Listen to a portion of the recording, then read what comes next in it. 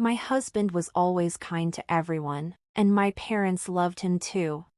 I have a sister who is very focused on her career. My husband got along well with her, even though she was always busy with work. But recently, his job got much busier. He started coming home late and working on his days off. It seemed like he was in charge of a team and couldn't stop checking his phone because he needed to stay in touch with them.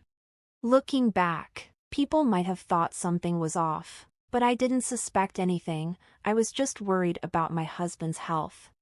My sister, who lived alone, needed to move because of her new job and wanted to buy furniture for her new place. I planned to take her shopping in my car, but on that Saturday, my boss called me in for work. It was the only day off my sister had. As I tried to figure out what to do, I remembered that my husband was off work that day. Even though he had been very busy, I decided to ask him if he could help. He agreed to help out and said, "It might be a bit awkward with your sister, but it's fine. My car is in the shop, so can I use yours?" I was thankful for his help and went to my office to handle the issue. It was the first time my husband and sister were out alone together, so I wondered how they were doing and if they had found the right furniture. After finishing up at work, it was dark, and I pulled out my phone to arrange a dinner with my husband and sister. That's when I got a call from an unknown number. "Hello, am I speaking to John's family?" It was a stranger. "Yes, I'm his wife. This is the police. Your husband has been in an accident." A police officer called to tell me that my husband's car had crashed and both he and a woman passenger were unconscious. I don't remember much about what I did after that, but I rushed to the hospital. I gave my name to the emergency receptionist and was taken to the ICU. Through the glass, I saw my husband hooked up to tubes and covered in bandages. I was very worried about him. My mother came from far away, and we spent a tense night together. The police then gave us details about the accident. They said John was driving on a clear road when another car ran a red light and hit him. The other driver was also badly hurt and was in the same hospital. The driver claimed that John's car seemed to be acting oddly before the crash, and the police were looking into whether my husband might have fallen asleep while driving. A few days later, my husband and sister woke up, and the doctors ran some tests. My mother and I were told that while they wouldn't die, they would likely have some disabilities. Even so, we were relieved they were alive and hoped they'd improve with rehab. We didn't tell them about the possible disabilities and focused on keeping their spirits up. My mother looked after my sister, and I took care of my husband. At first, my husband was in shock and felt unwell. He worried about the trouble he caused for me, my mother, and my sister. Over time, though, he began to change. Frustrated by his leg that wasn't working properly, the hospital treatments, and having to quit his job, he became increasingly irritable and couldn't manage his frustration. I kept visiting the hospital because I wanted to support my husband and understood how he was feeling. One day, a police detective came by and told me he found out something about the accident. It turned out that the brake oil in my car had leaked, which might have caused the car to act up before the crash. The woman who hit my car was also in bad shape, and her mother came to apologize. It was the first time I met her. After that, my husband's anger towards me increased. He was upset that I could move around while he couldn't and was annoyed that I wasn't at the hospital all the time due to my work. He started bossing me around, getting angry if I didn't meet his demands, throwing things, and complaining about his hospital room. He even complained when I went out to buy lunch for myself. His demands kept getting worse.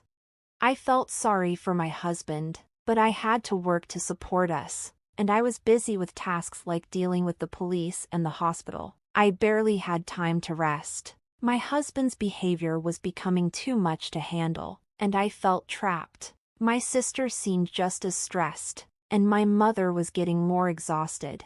I heard that my sister was making even more demands on my mother, who wasn't working.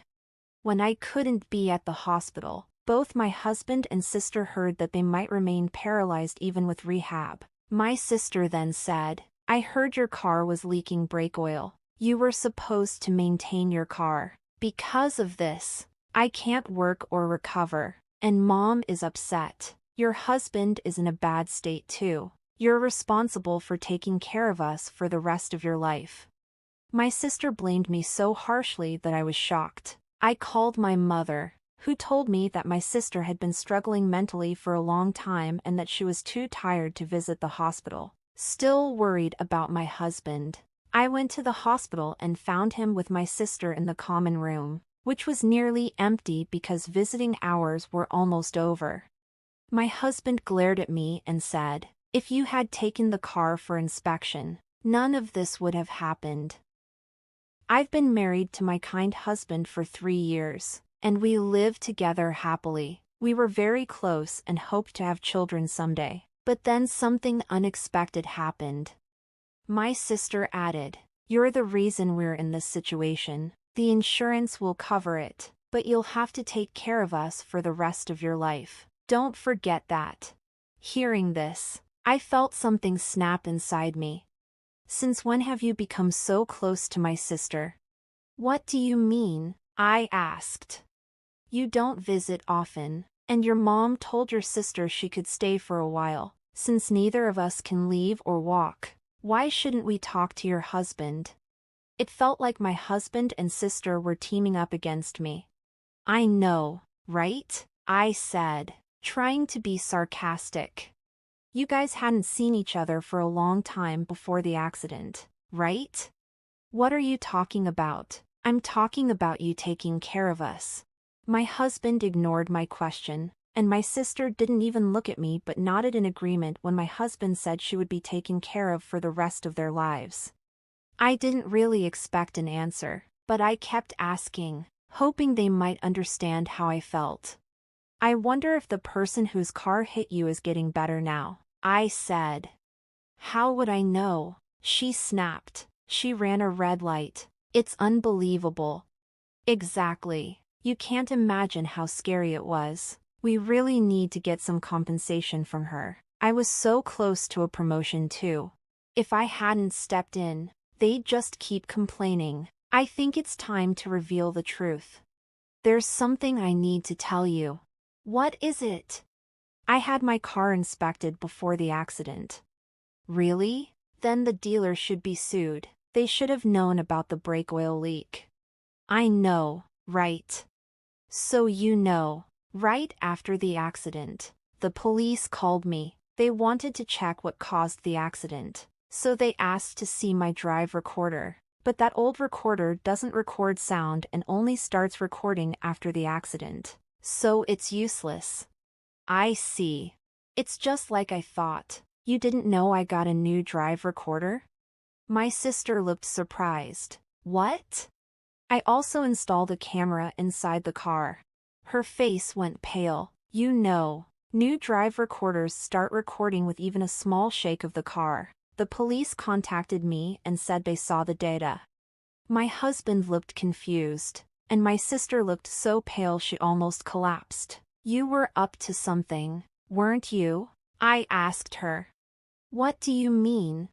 Did you do something to the car?" My husband was panicking. "And why do you talk to my sister like she's your girlfriend?"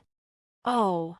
My husband stopped talking. I had mentioned earlier that the new recorder could start recording with a slight vibration. So many intimate moments between them were captured. I was so embarrassed when the police asked if it was my sister who was in the car with my husband. My husband's face went white. "You two have been having an affair all this time?" I was completely fooled. Not knowing what to do, my husband started blaming my sister. "Mary isn't the only one at fault here." Just then, the mother of the woman who crashed into my car arrived at the hospital room. I had invited her to come.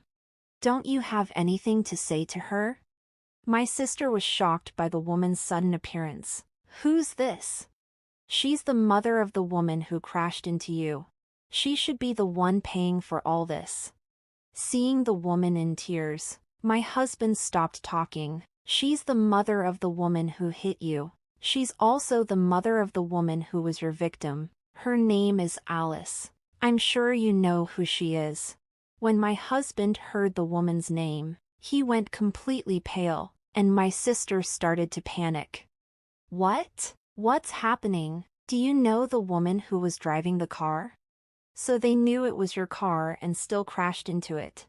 "Who is she?" My husband looked lost for words. I decided to explain to my sister. She was having an affair with John. He promised to divorce me, but he never did. When Alice claimed she was pregnant with his child, John told her to get an abortion. After that, she couldn't reach him and wanted to get revenge on me. Wait, so that means... Right, you were in the wrong place at the wrong time. I can't believe I let this ruin my life, my sister said, groaning. The truth is, no matter how much you cry or scream, there's nothing you can do about it, I said firmly. Oh, so this didn't happen to an innocent person, I continued, pouring out all my feelings. You were having an affair with Mary, who was trying to hurt or even kill me by messing with my car's brake oil, but she ended up getting into an accident herself. I'm the real victim here. I would have tried to work things out if you had apologized and told me the truth while you were in the hospital, but you never showed any remorse. Instead, you treated me badly. Remember how we signed divorce papers right after we got married? I never thought I'd use them, but I've filed them today. We're officially divorced. Goodbye. After saying everything I needed to, I left the quiet, dark hospital feeling relieved to have finally expressed my anger. My mother, however, was deeply shocked by the truth. She was upset not only by my sister's betrayal but also by the burden of having to care for her disabled daughter alone. Even though I had cut ties with John and Mary, I couldn't leave my mother to handle everything by herself. So, I spoke with the person responsible for the accident, apologized, and asked her to provide compensation to my sister to help ease my mother's burden. 2 years have passed since then. My husband and I are divorced, and I'm living alone. Our divorce surprised my coworkers since John and I were seen as a close couple. Afterward, many men started approaching me for advice. I thought it was just a phase where divorced women seem more appealing to men, but I still had my ex-husband in my mind and couldn't bring myself to date anyone. Instead, I focused on my career. I studied hard for a certification exam and joined an online business school that I could attend after work. I never thought I'd be interested in something like this when I was married, and I never envied my sister's career. But here I am, aiming for a career myself. Life is strange, I thought. Meanwhile, my ex-husband moved back in with his parents but is seen as a burden by them. His relatives blame him for his bad behavior and how he treated me. I hear he's struggling mentally, acting violently, and causing a lot of trouble for those around him. My sister also moved back in with our parents but ended up mentally ill and self-centered. My exhausted mother used my sister's savings and the accident compensation to put her in a care home. She asked me about it first, and I didn't have any objections, so I told her to do what she thought was best. If I hadn't realized what was happening at that time, I might have been stuck taking care of both of them forever. I never wanted that. I passed the certification exam I was aiming for and moved to a department where I could use my skills. I got close to the teacher from the online business school, and we're about to get married. He's not just kind to everyone but very kind to me. When I come home late from work, he comes home early to cook dinner for us. I cherish this small happiness, and I look forward to coming home to him.